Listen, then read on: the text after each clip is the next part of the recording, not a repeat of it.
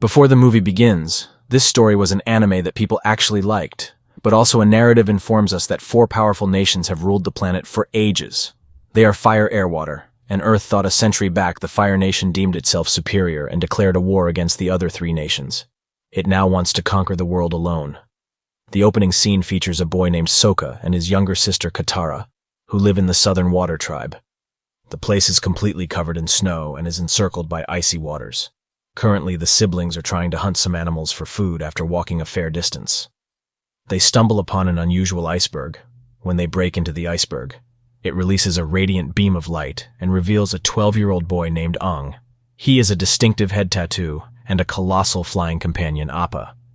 Realizing that the boy is exhausted, the siblings bring him back to their village. On the other hand, the beam of light catches the attention of the disgraced prince of the Fire Nation, Zuko. He has apparently been banished from the kingdom for being too weak. Because of this, he is on a mission to find the Avatar, the only person who is capable of bending all four elemental powers. Air, water, earth, and fire. It is the only way Zuko can prove himself and restore his honor, allowing him to return back to his family. Either that, or he could buy a really loud, really big truck and drive it around in the next scene. Zuko, along with his men, follow the beam of light and arrive at the Southern Water Tribe to demand for the Avatar. This leaves the villagers, who are mostly elderly, in a precarious position. Katara, despite being young, tries to use her water-bending skill to resist the Fire Nation, but her brother stops her faced with the threat of harm to the villagers. Aang willingly surrenders himself to safeguard the village. He is then taken away in their ship, where he meets Zuko's uncle Iroh. The latter serves as a counterbalance to Zuko's sharp tongue and impulsive anger. Iroh wants to check if Aang is the person they are looking for, so he decides to conduct a test. At first, he places a candle before Aang, and this causes the flame to ascend. Following this, he pours some water, and this surprisingly takes a circular shape of its own. Lastly, when a stone is presented to Aang, Iroh develops a strange bulge in his trousers, but also the stone balances vertically due to his innate power. These trials can confirm that the boy is indeed an avatar. Meanwhile, back in the Water Tribe, Katara confides in her brother, emphasizing their responsibility to protect Aang. They also talk to their grandmother, who identifies the boy's tattoo as an avatar's and urges them to rescue him from the clutches of the Fire Nation with this information in hand.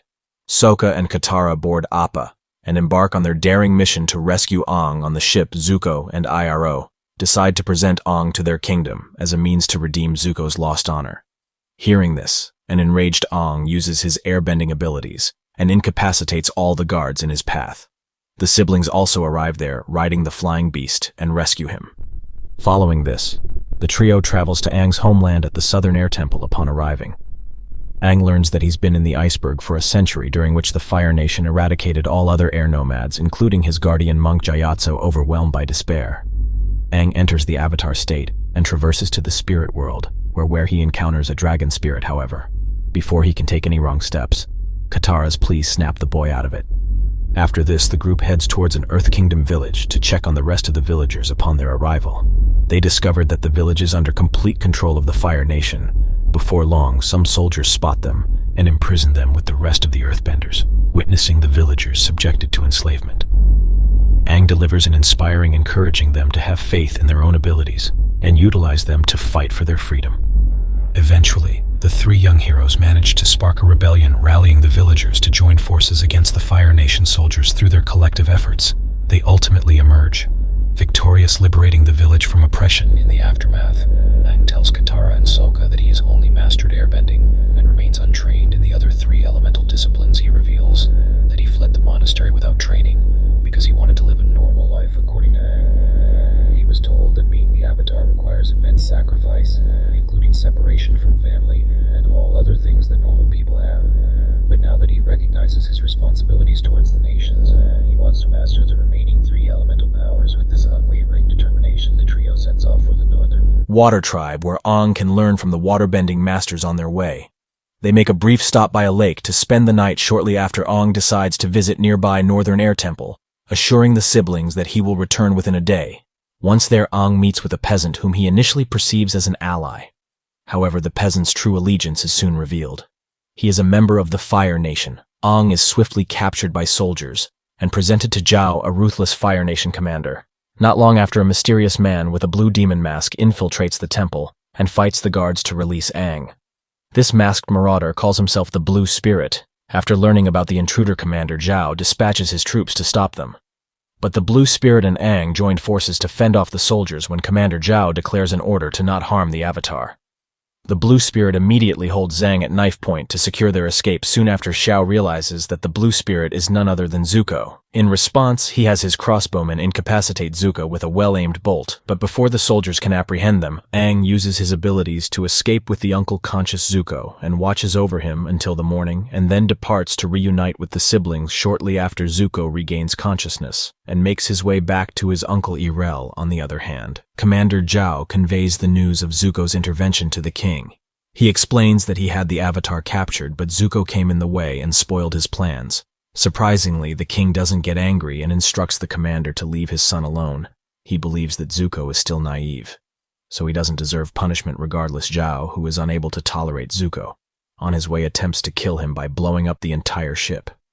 Fortunately, Zuko somehow manages to survive.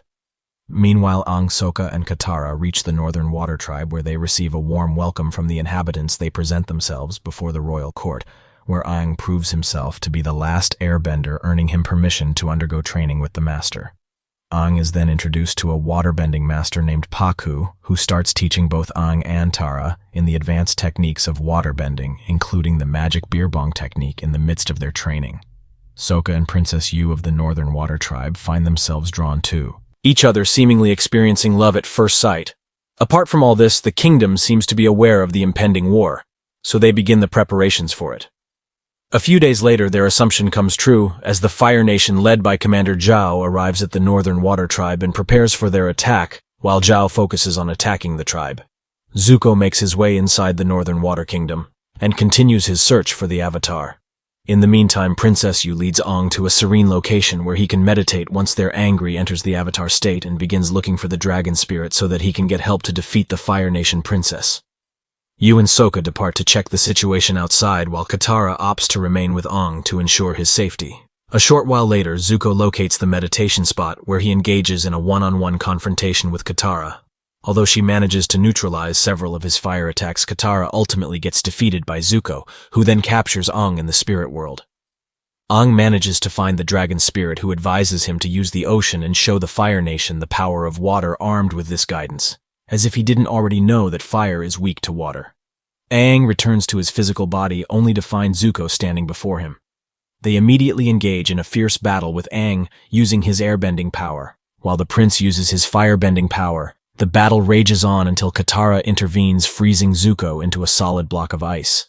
Following this, they make their way to join the ongoing conflict outside. Commander Zhao's troops launched their assaults, creating chaos among the Northern Tribe.